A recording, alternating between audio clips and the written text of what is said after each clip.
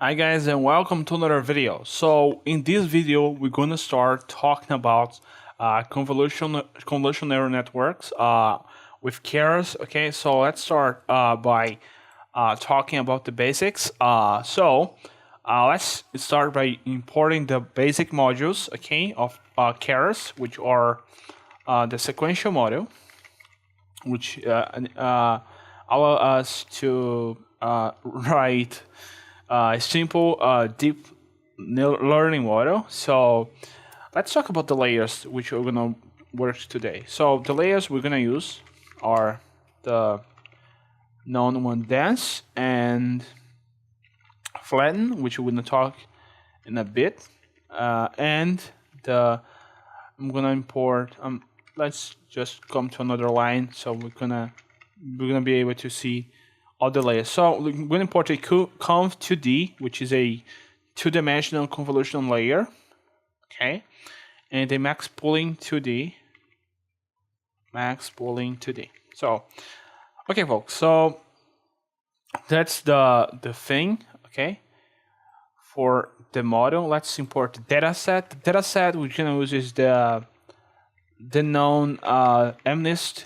We're gonna import MNIST, okay, which is it's very known among image processing researchers. So um, here are some of the samples.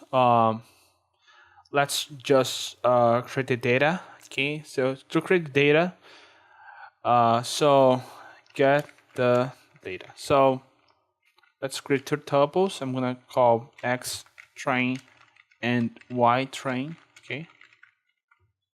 This is the first tuple. Remember that MNIST dot load data returns two tuples. Okay. So we have the data. Okay. We need to pre-process the data. Okay. So to pre-process the data, we're gonna have to use the function reshape. Okay. So to reshape the data, let's do the following. X train will be equal, okay. X train dot reshape.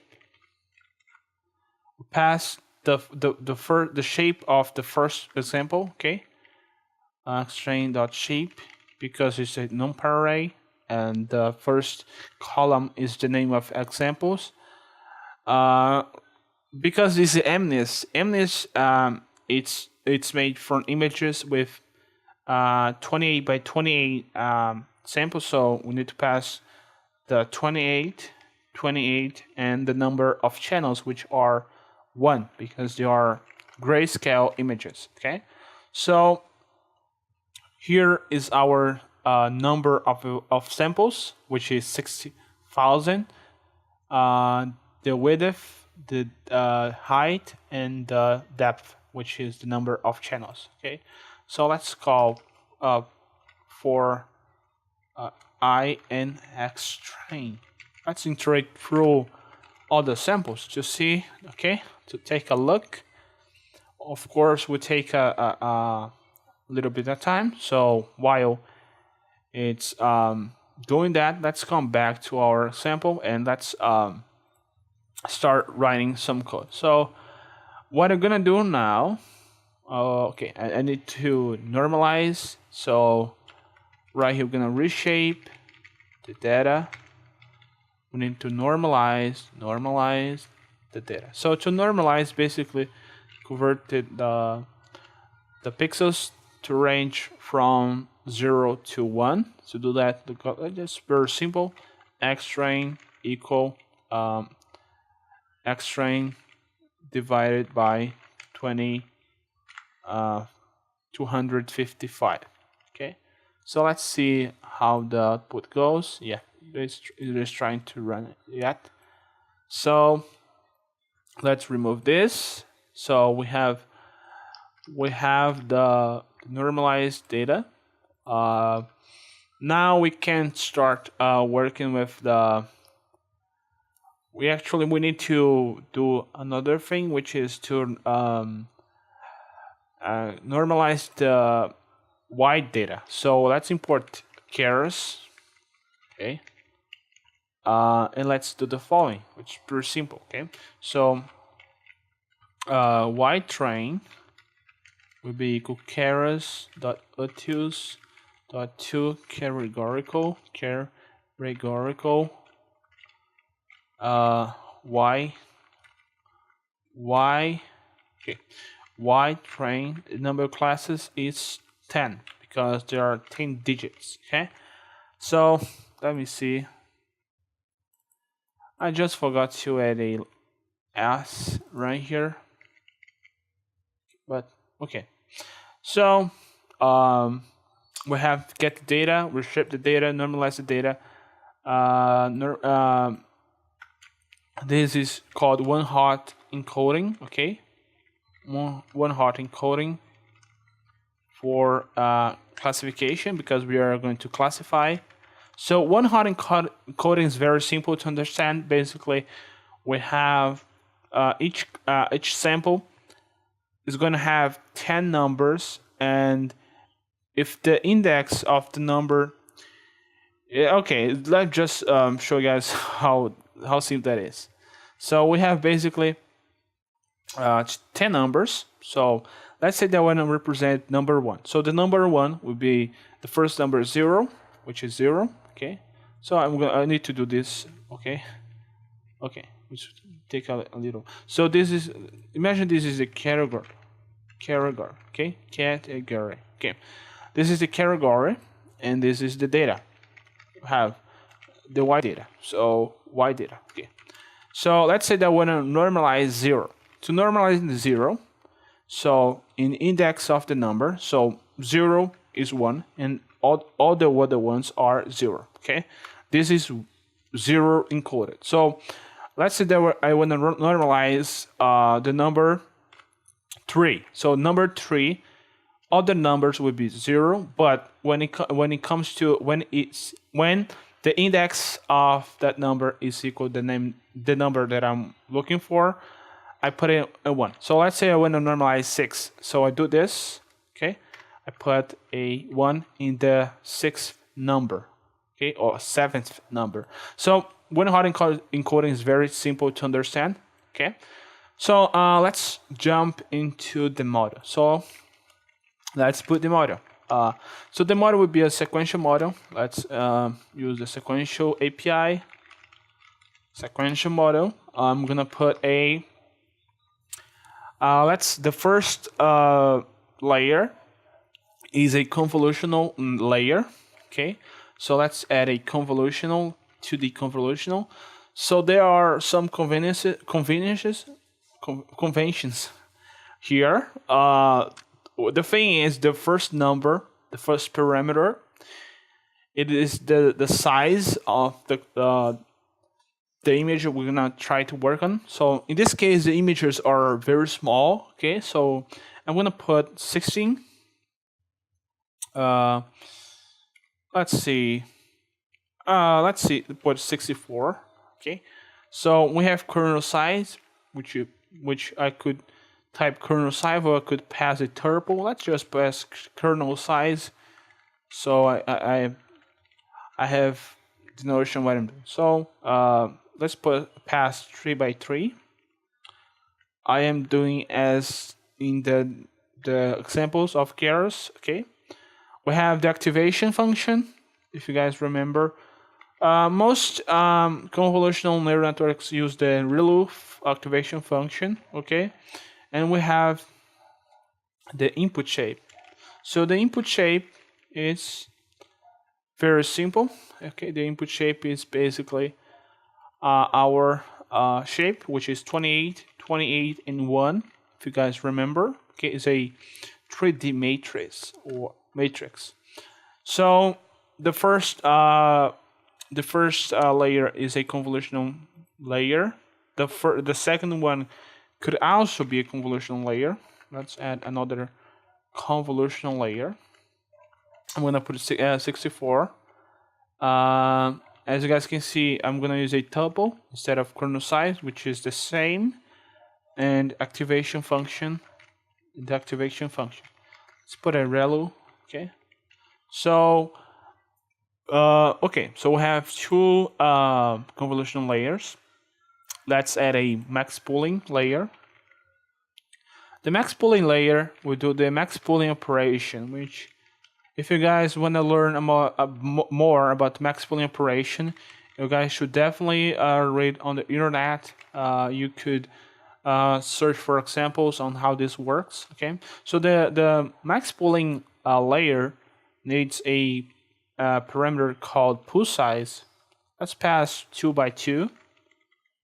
Okay, and okay, so right here we are passing 3D tensors. Okay, or so we need to actually 2D tensors. Okay, so we need to convert this to 1D tensors because the last layer, which will be this one, is going to be a dense layer with 10 classes, 10. Okay, and the activation function will be a softmax because we are working with classification. So you guys need to remember the softmax for classification. Okay. Okay. So the thing is, the max pooling is passing to the tensors, which I'm gonna show you guys later. So let's just compile this model. Let's compile. The optimizer I'm gonna pass is a add-on optimizer, which is, I think, the best one. The loss needs to be the categorical cross entropy, and metrics. Let's pass a accuracy as a metric, and okay, let's just call model.fit. I pass x train, y train, and let's pass epochs equal 100. So that's our model. I'm gonna run this. I'm gonna execute and see if we are able to see anything happening. I'm pretty sure we're gonna have an error, but that's expected. Okay. So yeah, as you guys can see, we are expecting to have a shape of 4 dimensions. That's alright. The thing is, because we need to, the error is in the right here. We need to convert the max pooling to a dense compatible layer. To do that, we're gonna use the flatten. Okay, so we just add right here between those layers, model.add flatten.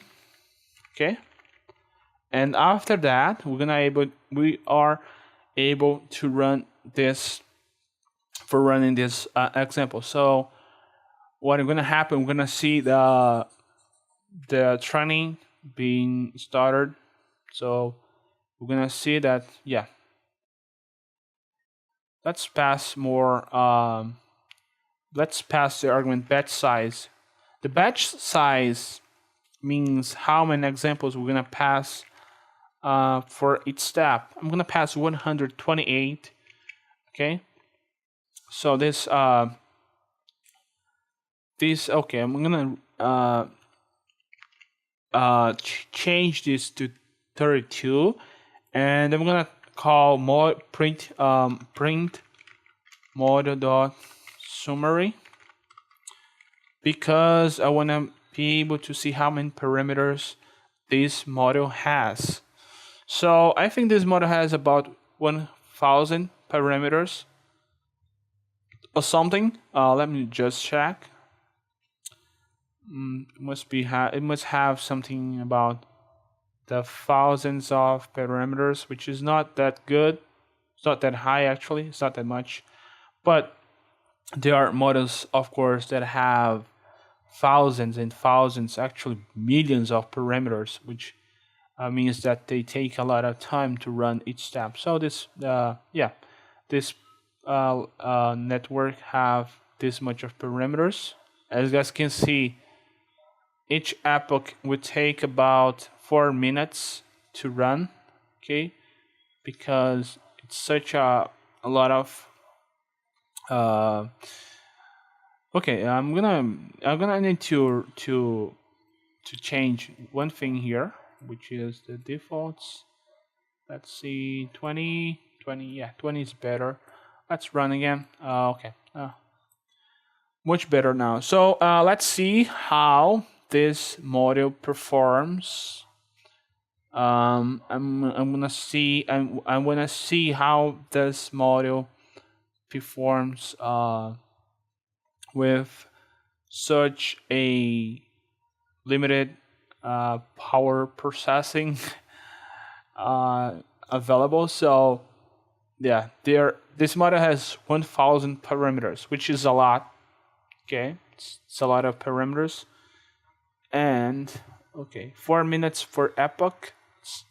So let's remove some of the things here. I want to remove pool size for this, and instead of 3, let's press 2. If I do this, I'm gonna remove some of the parameters. Right now I am with let's see, let's pass 32.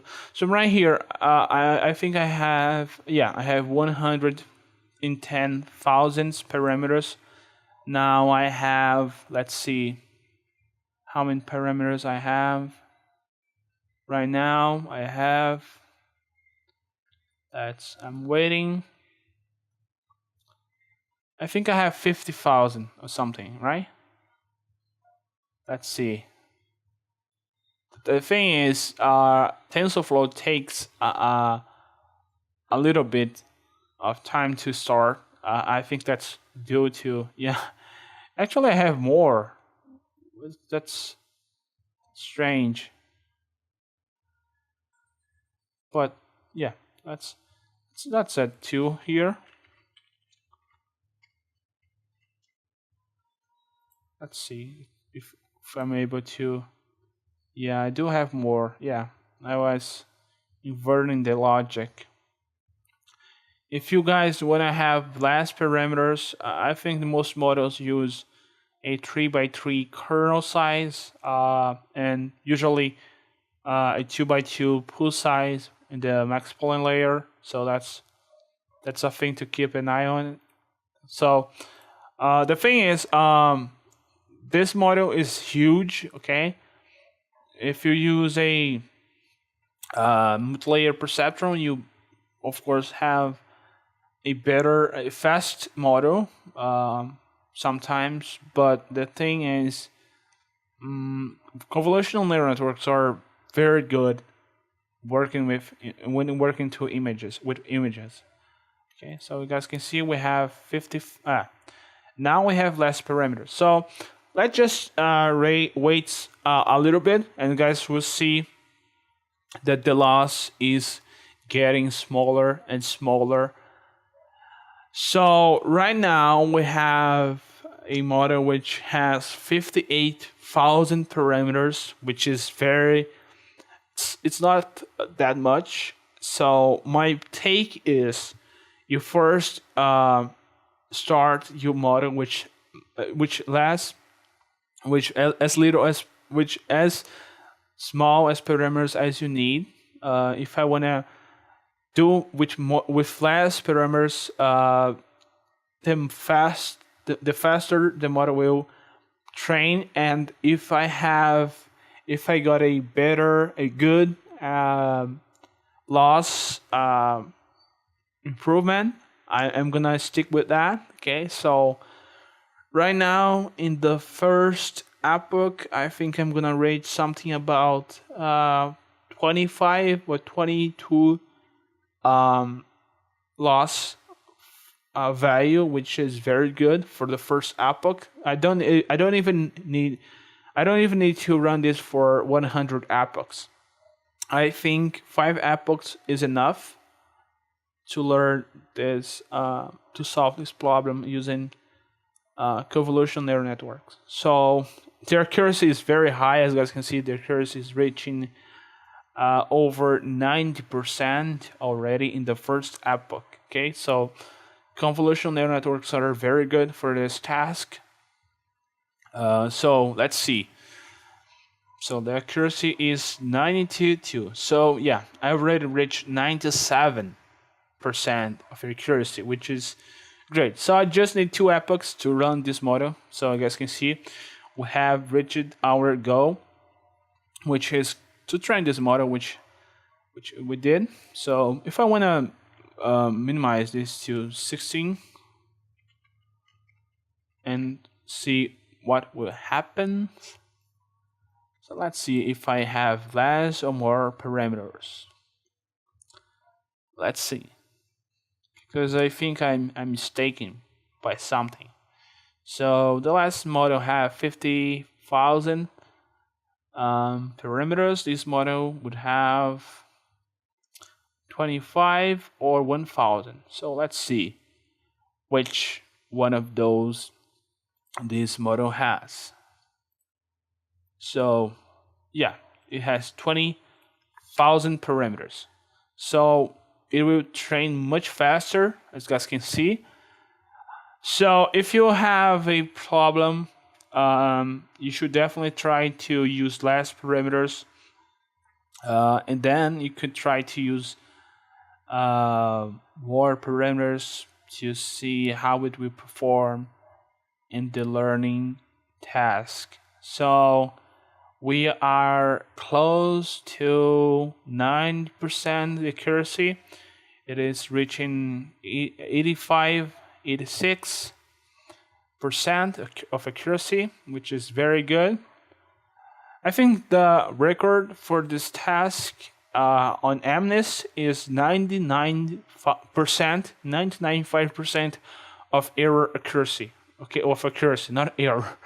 So the thing is, most problems don't need that much of accuracy. Okay, so 95% is more than enough. So guys can see in the second epoch we have reached more than 95%. Okay, so I'm gonna stick with this and I'm gonna finish this video right here, guys. Thanks for watching this video though.